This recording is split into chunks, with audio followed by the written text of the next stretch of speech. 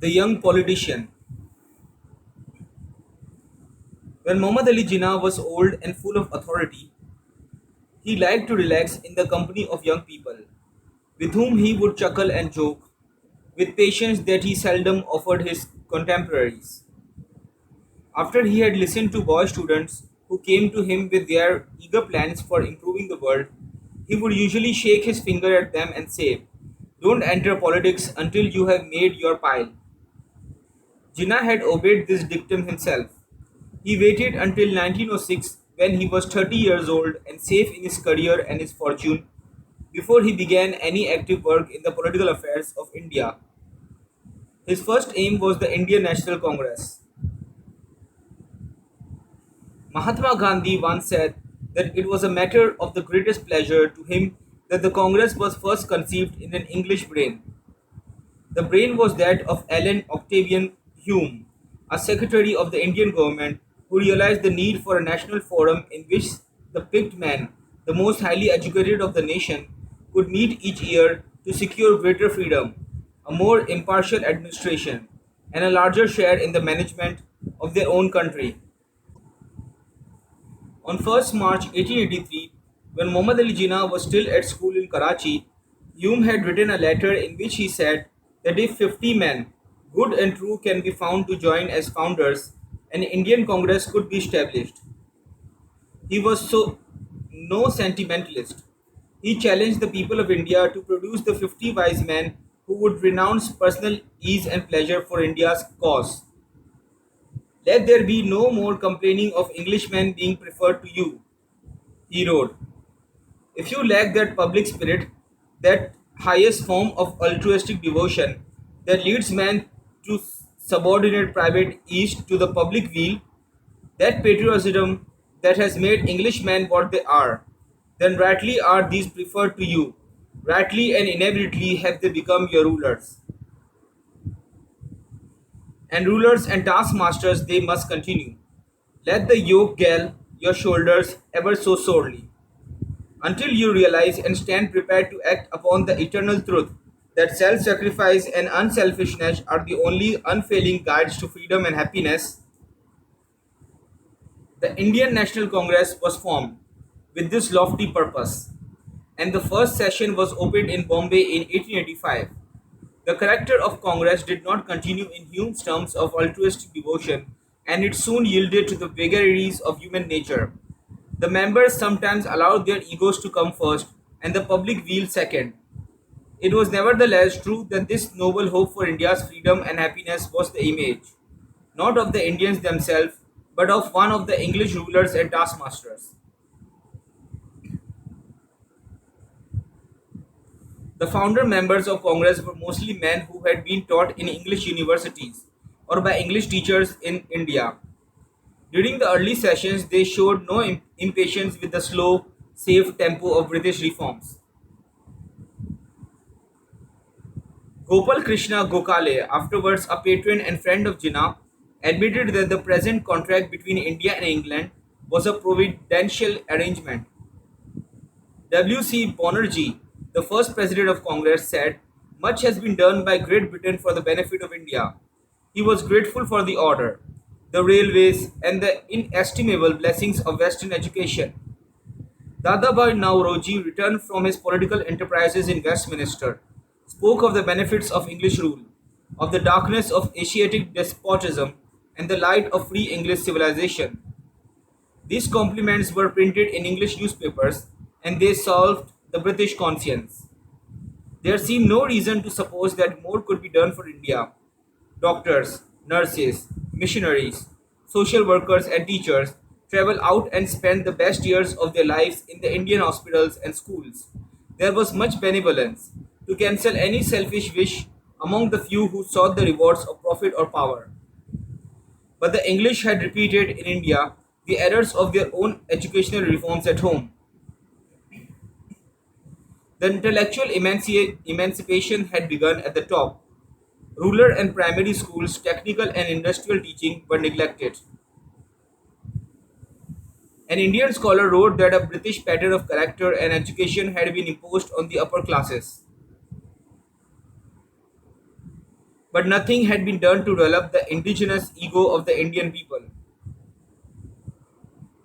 This higher education had bred a number of young political malcontents who spoke against their white overlords and of freedom from the shackles of British rule. In May 1905, they were encouraged by the victory of the Japanese over the Russians. The viceroy reported that the news of this major conquest of a white people by colored Asiatics reverberated through the whispering galleries of the East.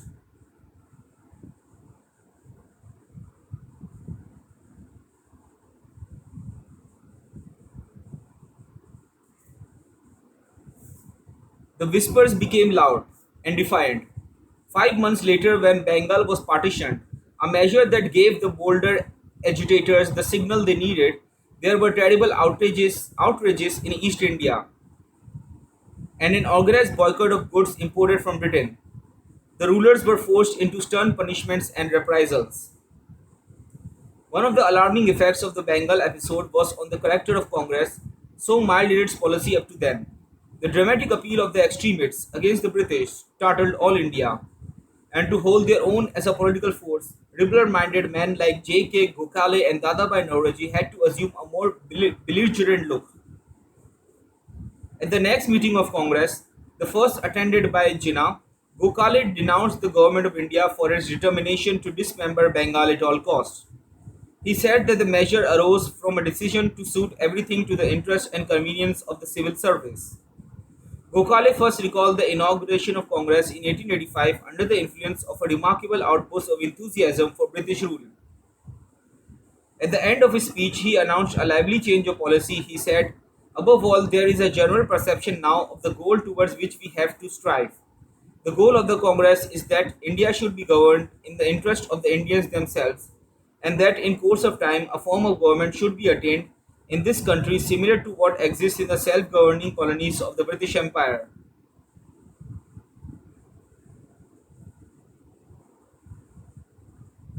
The story of the political currents that flowed in this time is told in 100 books of reference.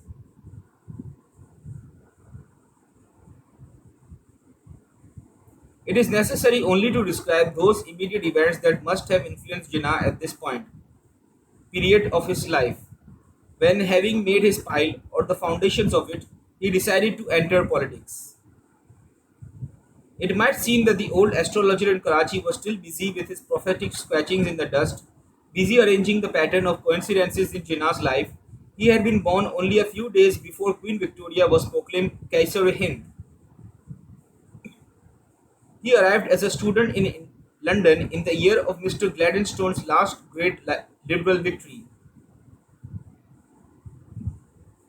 the year of Dadabhai Naoroji's election to Parliament. In 1906, when Jinnah decided to enter politics, the rebels were again in power in England, with Sir Henry Campbell Bannerman as Prime Minister, Mr. John Morley as Secretary for India, and 6 members of Parliament who were Anglo-Indians, pledged to the cause of freedom in the country they knew so well. On 26 February 1906, John Morley said in the Commons, "This Parliament presents a considerable number already of new features, and it is a new feature and one, I think, on which we ought to congratulate ourselves, that this afternoon we have had 6 maiden speeches in succession from gentlemen who have shown themselves possessor of a competent knowledge of Indian subjects. I think a debate of this kind can do nothing but good in this country and also to our interest in India. The debate on the partition of Bengal and the unrest in India had inspired each of these 6 new members to make a long speech, explaining India's misfortunes and needs, as they had never been presented to the Commons before. The text of the speeches must have been heartening to readers of the Times of India next morning, and Muhammad Ali Jinnah must have noted all this with satisfaction. He may have read Sir Henry Cotton's statement that sympathy is the keynote of successful administration in India, and Sir Jordan's plea that the natives of the country should be employed in the administration of the country as much as possible and as far as was consistent with good government. This disturbing debate in the British Parliament coincided with Jinnah's first active move in the politics of his own country. During the important 1906 session of the Indian Congress held in Calcutta, he was private secretary to Dadabhai Naoroji. He had heard his old master in Westminster 14 years before speaking of British justice and generosity. Now he listened to him declaring all our sufferings of the past centuries demand before God and man reparation. The British people would not allow themselves to be subjected for a single day to such an unnatural system of government as the one which has been imposed upon India for nearly a century and a half. We do not ask favors, we only want justice. Instead of going into any further divisions or details of our right as British citizens, the whole matter can be comprised in one word: self government or Swaraj. So the grand old man, the once gentle mediator of the Finsbury electorate, now in his 81st year, became a warrior. His slogan, Swaraj or Raj, was writ on the new banner of Congress. Behind the banner marched Jinnah at the age of 30. With most of the attributes of great reformers, those attributes have been described as immense enthusiasm, a desire for adventure, our powerful persuasiveness, a keen sense of the spirit and the requirements of the day, and a certain mysticism.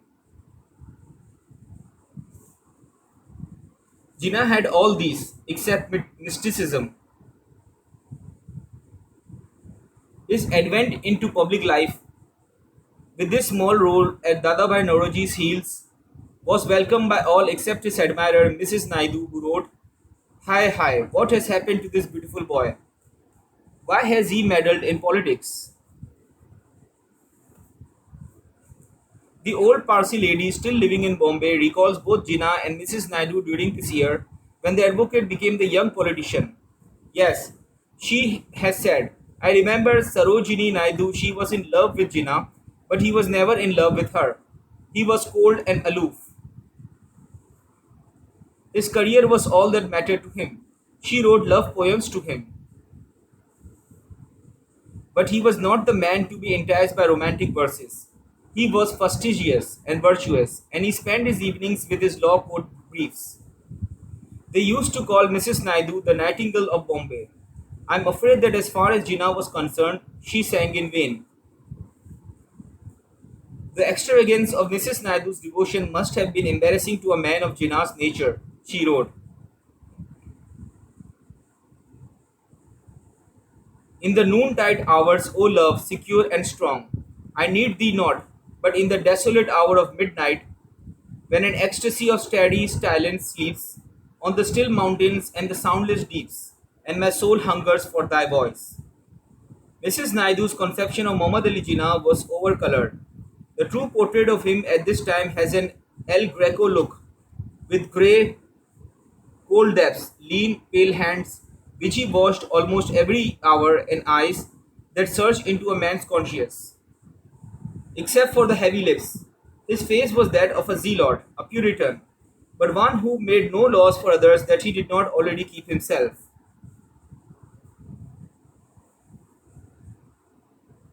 There is a vague story that Jinnah made a speech in Congress on the opening day of the 1906 session, but there is no proof of this.